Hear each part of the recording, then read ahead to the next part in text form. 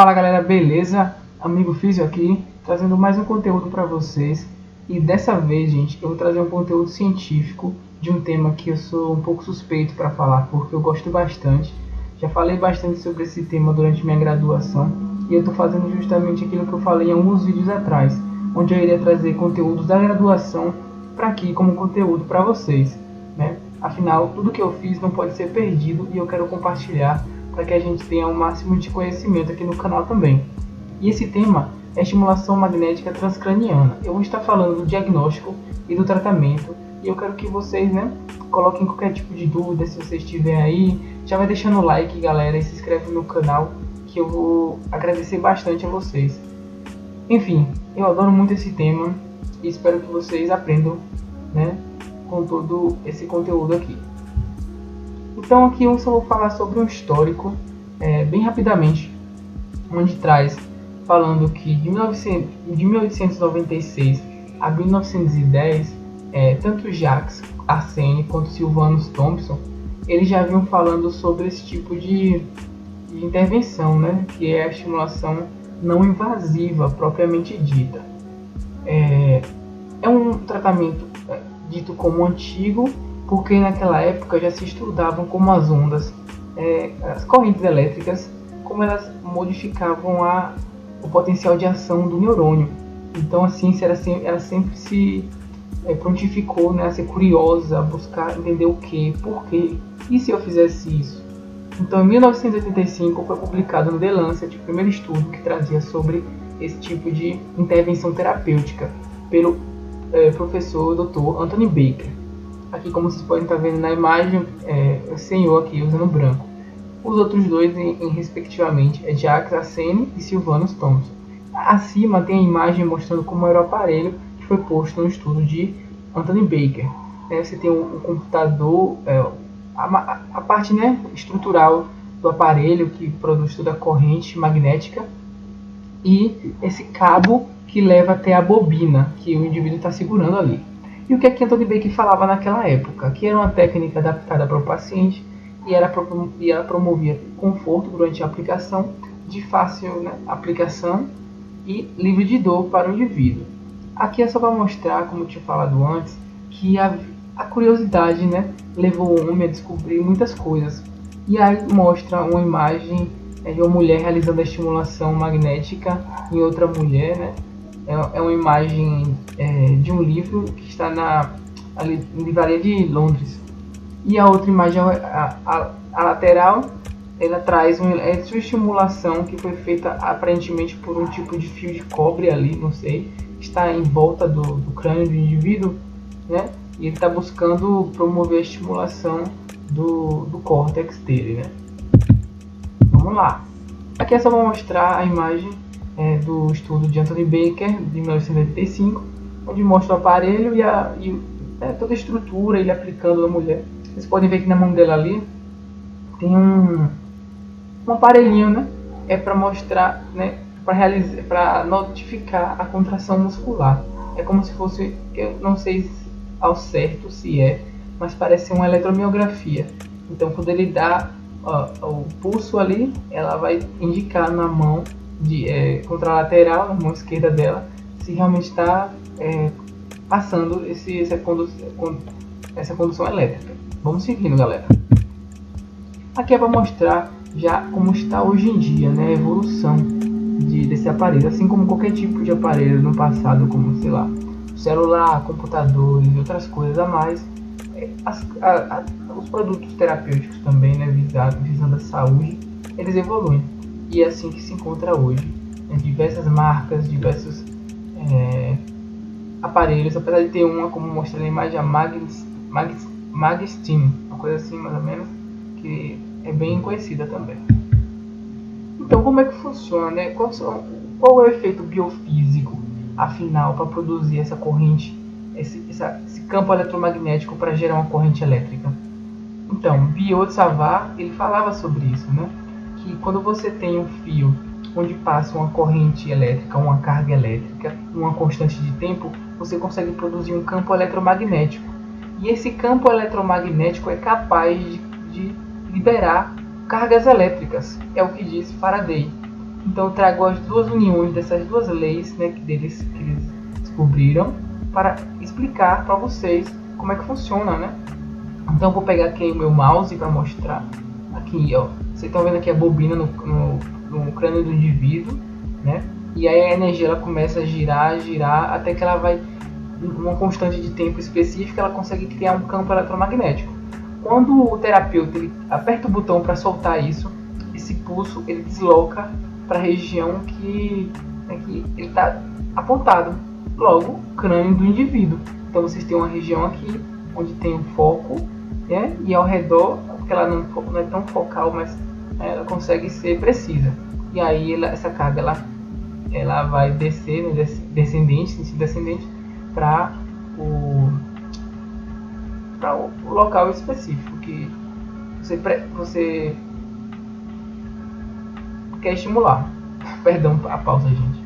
Mas enfim, vamos lá. Vamos seguir. Aqui é só para mostrar os tipos de bobina. Temos a bobina circular, a bobina duplo cone e a bobina em 8. A circular ela não é tão precisa, ela não é tão focal, né? Porque vocês podem observar, ela tem essa região aqui mais espessa. Então essa partezinha aqui não permite com que ela direcione a carga elétrica no centro. Então a carga ela sai daqui das laterais, então ela não consegue ser tão focal. Já a duplo cone consegue ser focal, porque a carga quando ela se concentra, ela gira aqui, ela se concentra no centro e solta. E ela, além disso, ela consegue ser profunda por conta do seu formato, né, da adaptação do crânio do indivíduo, é muito perfeito com ela. A bobina 8 também, ela não é tão precisa por não ter esse formato, mas ela consegue ser focal, muito mais focal que a circular. Seguindo, vamos lá. Aqui é para falar sobre modalidades, né? Temos a modalidade diagnóstico e a modalidade modulatória, neuromodulatória. A gente está falando de plasticidade neuronal. Então vamos lá. Quero fazer diagnóstico. Como é que eu posso fazer? Eu posso fazer mapeamento cortical desse indivíduo com a TMS. Ela se dá por quê? Porque você utiliza na TMS apenas um pulso. E esse um pulso ele te diz muita coisa. Você pode usar um pulso no hemisfério direito e no esquerdo e ver qual dos dois tem uma condução melhor através de um registro eletromiográfico, gente.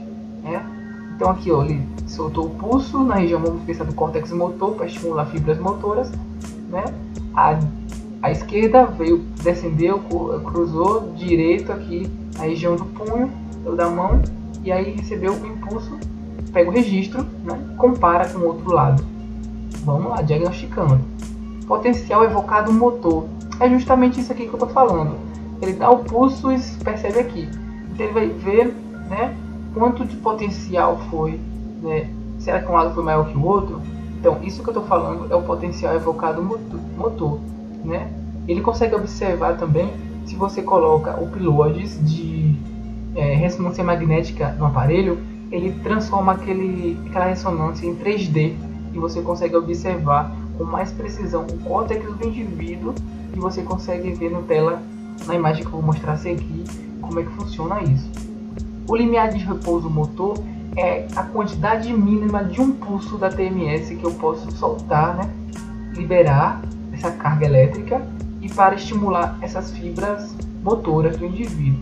Então isso também é importante. Será que um lado está maior que o outro? Qual é que está mais inibido? Será que tem um que está mais sensível à estimulação? Aí observa assim. A neuromodulatória ou terapêutica, a MTR. O que é MTR? É a estimulação magnética transcraniana de alta repetição ou de repetição, repetitiva também. Alta ou baixa frequência. Isso. Por quê? Porque até na estimulação periférica a gente tem essa noção de que altas frequências aumentam a excitabilidade, baixa frequência diminui a excitabilidade. É a mesma coisa no encéfalo, gente. Regiões que estão com alta excitabilidade você tende a usar baixa frequência. Regiões que estão com alta excitabilidade você usa baixa excitabilidade, alta frequência. Tudo bem? Vamos lá. E para que serve esse tipo de tratamento? Para VE, Parkinson, esclerose múltipla, epilepsia, esse neurônio motor já é utilizado, porém não tem tanta resposta assim. dor crônica e aguda, é bastante utilizada. Depois eu posso até trazer algum vídeo que fale sobre um específico. A depressão, autismo e esquizofrenia, né? A fisioterapia atua também, né? Mas é mais focado na parte funcional mesmo, né? De questões como AVE e Parkinson, por exemplo. Seguiremos. Aqui é só para mostrar a imagem para vocês que eu tinha prometido lá sobre o mapeamento cortical. Você consegue observar isso no computador e você consegue ser mais preciso na hora de aplicar. Seguindo. Então, como é que funciona a terapia? Eu não estava falando para vocês de alta estabilidade, baixa estabilidade agora. Bom, aqui temos um encéfalo, um indivíduo que sofreu um acidente vascular encefálico à direita. Olha só como está o córtex dele. Tem uma baixa estabilidade, a seta mostrando para baixo. E no esquerdo tem uma alta estabilidade, porque esse indivíduo está provavelmente na fase crônica. Isso vai acontecer geralmente, né, ali na metade para a fase crônica. Então o que acontece? O córtex dele esquerdo está passando a inibir o córtex direito. E quanto mais ele tenta, no caso ele tem uma hemiplegia direita e a esquerda, perdão, ou hemiparesia, hemiplegia ou hemiparesia, ele vai tentar forçar esse lado, ele não consegue. Quanto mais ele força, mais o esquerdo tenta compensar. É como se o esquerdo quisesse dominar totalmente o lado direito, né, através de uma estrutura chamada de corpo caloso, nessas ligações. Aí não tem um equilíbrio que a gente espera, né, que tem que ocorrer naturalmente, né, como pessoas normais, digamos assim. Aí eu quero tratar esse indivíduo. Como é que eu faço? Então vamos lá. Coloco a MTR no lado afetado para que a gente vai utilizar afetado alta frequência. Então vamos lá. Aplicou a repetitiva e aí você consegue o equilíbrio, né, interhemisférico. Tá, não é bem assim, tipo, aplicou e conseguiu. É só uma demonstração bem simples e resumida, né? Até porque, vou trazer para o meu lado, eu sou fisioterapeuta, não é só aplicar uma técnica não invasiva, tem muito mais coisas, gente. Então vamos lá. E quem pode utilizar essa técnica, né? Teve muita discussão sobre médico, fisioterapeuta, mas enfim, tem um acordo que já fala que a fisioterapia ela pode sim exercer tanto a estimulação magnética transcraniana quanto a de corrente contínua que utiliza na eletrodo. E vamos lá. E aí, é só sentar e tratar, como eu tinha falado antes? Não, é muito mais que isso, gente. É fisioterapeuta, né? A gente tem muitos recursos para utilizar com esse paciente, né? E eu vi isso no estudo que eu mesmo fiz, como eu utilizo ali como referência, onde eu trouxe, enfim, eu busquei entender como é que funcionava a associação da estimulação magnética com exercícios cinesioterapêuticos. E o que ela mostrou? Ela mostrou que se você utiliza a RTMS, né, a MTR, a repetitiva, com cinesioterapia, você consegue aumentar o tempo de efeito terapêutico. Por exemplo, se o paciente só senta e é tratado e vai para casa e para o tratamento, ele consegue ficar mais ou menos uns 2 meses e meio, 3 meses com efeitos contínuos da terapêutica, ou seja, ganhos, né? Se ele faz fisioterapia juntamente disso, ou seja, ele faz exercício terapêutico lá, ele fica mais ou menos 6 meses a 1 ano. Tem estudos que trazem isso, esse relato. Então é importante sim pegar e juntar o útil ao agradável, fazer um complemento, né, interdisciplinar também, associar tudo para o bem do paciente, que ele vai ter uma evolução muito mais significativa. É botar esse brasão mesmo para funcionar, né? Vamos lá. E aí só trazendo a imagem, né, tipo, que é isso, levantar, tirar o paciente, começar a atuar com ele, trabalhar treino de marcha. O paciente ele tá com déficit de marcha, eu vou botar ele sentado e aplicar uma técnica, em vez de pegar e bora treinar também, seu José, bora fazer isso, entendeu? Então é juntar tudo e transformar numa coisa só e perfeita. E lembrar sempre, gente, o indivíduo ele não é um encéfalo que está machucado, que sofreu um AVC. Ele não é um ombro lesionado, né? Ele não é um déficit focal ali na região. Ele tem todo um contexto, ele tem uma família, ele tem um ambiente social, físico, né? Então você precisa entender tudo isso, todo esse contexto, como isso facilita ou como isso atrapalha a vida dele, né? Tudo isso que você faz na clínica pode estar tendo barreira a partir do momento que ele pisa lá fora. É o primeiro contato. Então, cabe a gente estudar muito bem isso, entender como é que funciona, né, como é a vida desse paciente, qual é a relação dele com a família, o que, é que ele gosta de fazer, o que é que ele quer, afinal, né? O que é que ele pretende, o que está impactando na vida dele, para você dizer assim, pô, vamos focar nisso, seu José, vamos trabalhar isso, que eu quero que o senhor volte a ter essa atividade de vida diária, né? Então, é funcionalidade, gente, é pensar no funcional, né, que ele não é somente uma estrutura lesionada. Tudo bem, gente? E é isso, eu agradeço a todos que ficaram até aqui ouvindo. Se você ficou, coloque aí, eu fiquei ouvindo até aqui. E deixe seu joinha, seu like, como preferir. Se inscreva no canal para dar essa força, gente. E é isso, eu pretendo trazer mais conteúdos e muito obrigado. Abração.